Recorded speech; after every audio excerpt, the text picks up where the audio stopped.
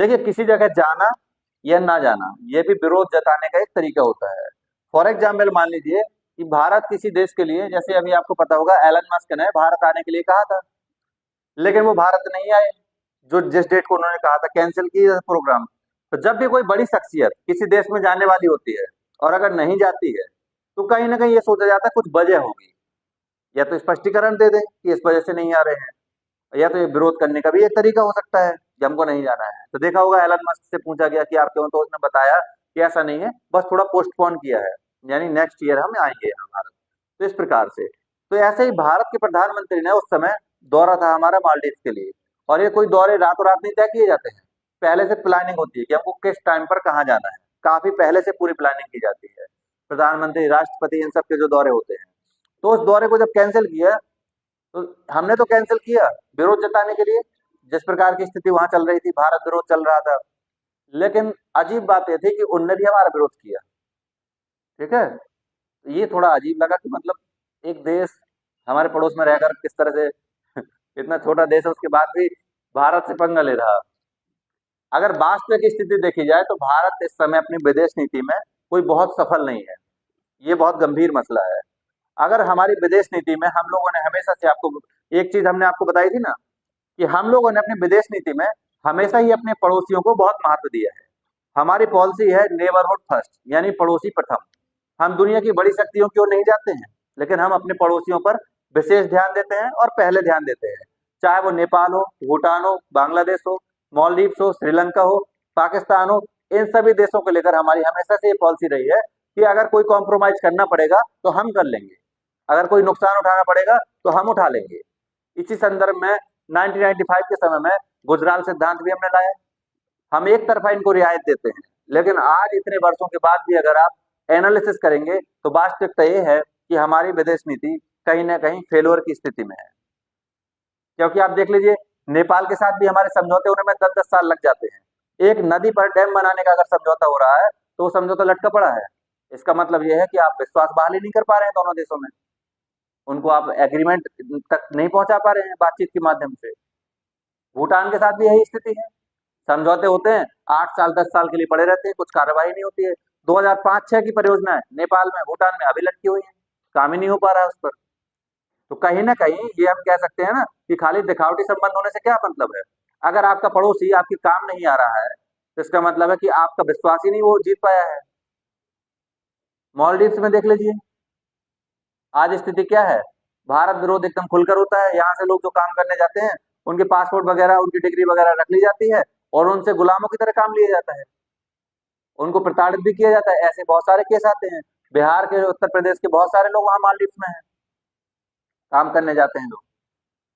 श्रीलंका में देख लीजिए, हमसे ज्यादा प्रायोरिटी श्रीलंका किसको दे रहा है? चीन को दे रहा है। मालदीव को देख लीजिए, चीन ज्यादा करीब है बांग्लादेश में, हमारा पड़ोसी है। यहाँ तक कि स्वतंत्रता आंदोलन में भी हमने योगदान दिया, उसके बावजूद आज देख लीजिए क्या है। क्या भारत की बात सुनी जा रही है? नहीं सुनी जा रही। तो वही बात है कि अगर रियल बेस पर आप एनालिसिस करेंगे तो हमारी विदेश नीति कोई बहुत अच्छी स्थिति में नहीं है अभी। हम लोग सिद्धांतवादी बनकर ही रह गए हैं। अब वास्तविकता यह है कि सिद्धांत हर जगह काम नहीं आते हैं, आपको व्यवहारिक होना पड़ता है। आपको देखना पड़ता है कि आखिर ये पड़ोसी देश हमारी बात क्यों नहीं मान रहे हैं। और सॉफ्ट पावर अच्छा होता है, लेकिन हर जगह सॉफ्ट पावर काम नहीं आता है, कभी दबाव भी बनाना पड़ता है। जैसे मालदीव्स को देख लीजिए, मालदीव्स में जो कुछ हुआ उसके बाद हमने एक दबाव बनाने की कोशिश की थी ना, टूरिज्म को डाइवर्ट करने की कोशिश की थी मालदीव से, कहा लक्षद्वीप की ओर। तो ये दबाव काफी कारगर रहा ना। वहां के नेताओं के ट्वीट वापस हुए जो भारत विरोध में हुए थे, उन्होंने माफी मांगी, जांच के आदेश दिए। क्या हम लोग सिर्फ हाथ जोड़कर खड़े रहते कि नहीं ऐसा मत करो, तो वे मानता? नहीं मानता। इसीलिए पॉलिसी को समय समय पर एनालिसिस करते रहना चाहिए, चाहे बात पड़ोसी देशों की हो या इंटरनेशनल सुपर पावर कंट्रियों की। हर समय एक ऐसा आता है जब हमें एनालिसिस करना होता है कि वास्तव में हम किस दिशा में जा रहे हैं। विदेश नीति सिर्फ वो नहीं है जो आपको 30 सेकंड के, 1 मिनट के वीडियो में दिखाई देती है कि भारत से प्रधानमंत्री पहुंचे, भव्य स्वागत हुआ। नहीं, रियलिटी है वहां से मिला क्या हमको और हमने दिया क्या, ये देखना पड़ता है। लेकिन आजकल क्या होता है, सिर्फ दिखाया जाता है कि पीएम का दौरा, जमीन पर एकदम भारतीय देखे, एकदम पता नहीं कहाँ कहाँ से उनको लाया गया है, कैद से लाया गया होगा कि ये भारतीय है, पूरा ऐसा माहौल। और वास्तविकता यह है कि आपको ये देखना है कि अल्टीमेट हमारे एग्रीमेंट कौन से हुए हैं। तब पता पड़ता है कि किसको कितना विश्वास है आप पर, या आपके संबंध किससे कितने अच्छे हैं। जैसे आपको तय करना है ना कि आपके संबंध किससे कितने अच्छे हैं। एक फोन करके मांग लीजिएगा, 2,000 रुपये डाल देना, इमरजेंसी है, सब समझ में आ जाएगा। 50 लोगों को फोन करेंगे, मुश्किल है दुर्भाग्य से 2 लोग ऐसे होंगे जो डाल देंगे रुपए, वो ही दूसरे दिन पहुंचेंगे। कि होगी व्यवस्था, भेज सकते हो क्या वापस? तो समझ में आ जाएगा हमारे संबंध कितने अच्छे हैं। समझ में आया? ये फोन करते ना कि हम आ रहे हैं घूमने के लिए, 2-4 दिन रुकेंगे तुम्हारे यहाँ। अपने भी संबंध थोड़ा ट्राई करते रहा करो। किस भ्रम में जीते हो कि हमारे बहुत दोस्त हैं? बहुत दोस्त नहीं, अच्छे दोस्त कितने हैं ये मैटर करता है। कुछ लोग संख्या गिनाते हैं, मेरे 100 दोस्त हैं, मेरे 200 हैं। कुछ लोग फॉलोअर भी गिनाने लगते हैं, मेरे 5,000 10,000 हैं। अरे इनमें से 5 लोग भी ऐसे हैं जो वफादार हो, ये जिन जो तुम पर भरोसा करते हो तो तुम उन पर करते हो। ऐसे नहीं मिलेंगे, है ना? बस वही है। ये इसलिए तो कहा कि असली वफादारी, हम भी जिनको दिए हुए हैं उनके ब्लैक लिस्ट में हमारे नंबर डाल दिए। एक तो हम दिए हुए हैं, ऊपर से हमारा ही नंबर ब्लैक लिस्ट में डाल दिया। और एक दो दिन नहीं, 8-9 महीने होने जा रहे हैं। अरे हमारे 12-15 हजार रुपए फंसे हुए हैं। अब फंसे क्या, वो चले गए मान लीजिए। हाँ, स्टूडेंट भी शामिल है, सब शामिल होते हैं। स्टूडेंट बताए तो थे, अलग कंडीशन है। हाँ, उनकी जो महिला मित्र है, उनकी माता जी लखनऊ में भर्ती थी, 1,500 रुपए लेकर गए, गायब है। कोई दिक्कत नहीं, बढ़िया आराम से। अब 1,500 रुपए लेने के बाद भी वहां पर जाकर मुलाकात नहीं किए, बाहर से हालचाल लेकर आ गए। इतना कॉन्फिडेंस नहीं था।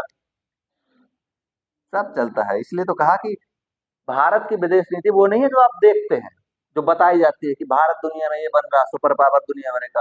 वो सब फेक है, वो सब दिखावा है। रियलिटी आज की डेट में ये है कि हमारे संबंध हमारे पड़ोसियों के साथ ही बिगड़ते जा रहे हैं।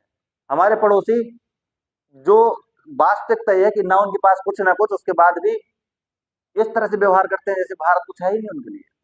क्या बांग्लादेश को हमारी बात नहीं माननी चाहिए थी? राजनीतिक स्थिरता नहीं आनी चाहिए थी?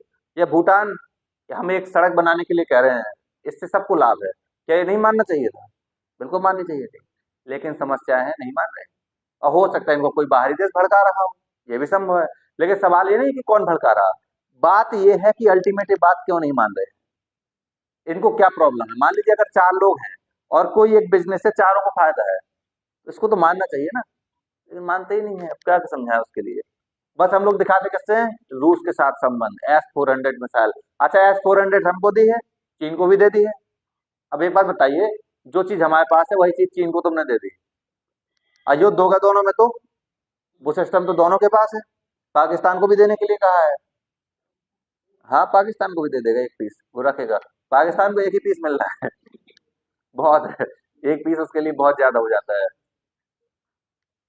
हमको तो ये समझ में नहीं आया कि ये पाकिस्तान गजनी गौरी ये नाम क्यों रखता है, इसको इनसे क्या लगाव है? ना तो गजनी ने उनको छोड़ा था, गजनी गौरी से क्या इनका संबंध है? हाँ, वही बात है।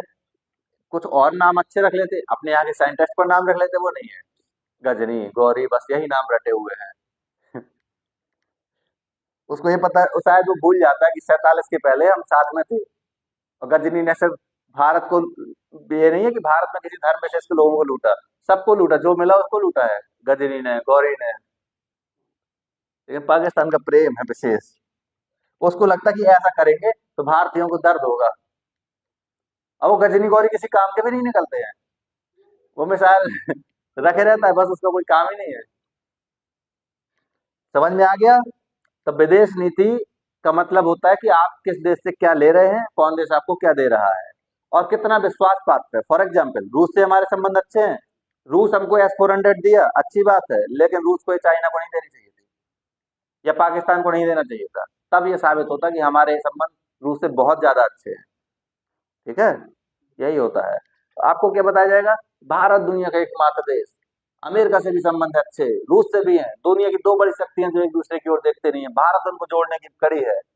हम वॉर रुकवा देते हैं यूक्रेन में जाकर, इसराइल में जाकर हम सुरक्षित भारतीयों को निकाल लाते हैं। सब चीजें ये बताई जाएंगी आपको, है ना? ये दिखावा कल्चर है।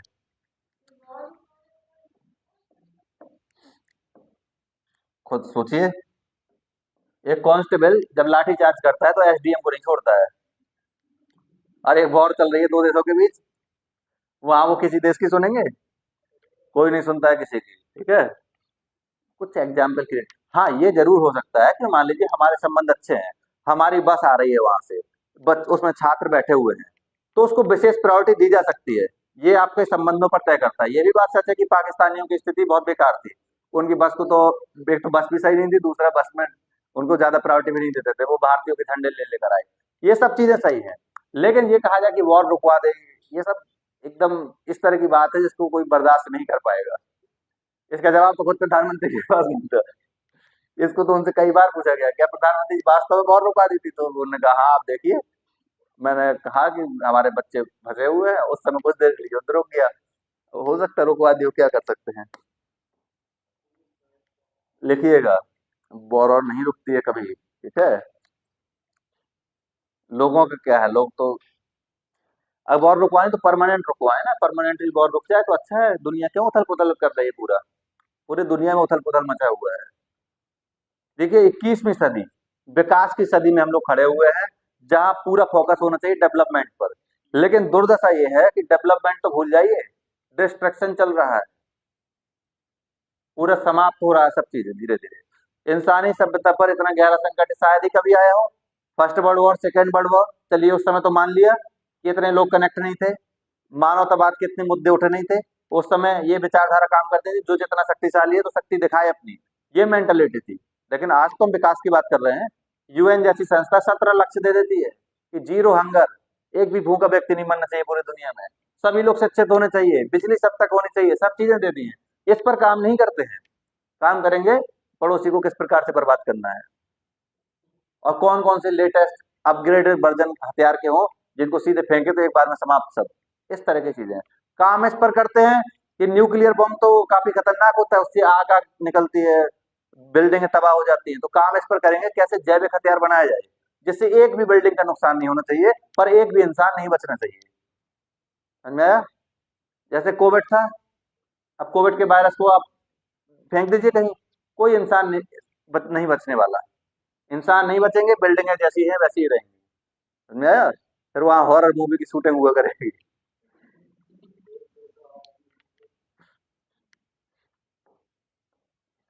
क्या कर सकते हैं, चलता रहता है सब। कहाँ तक लिखा आपने? कुछ लोग तो सोने लगते हैं, स्टूडेंट लगता है, बस स्टोरी चल रही है, एक दो झपकी ले लो इसमें बीच में।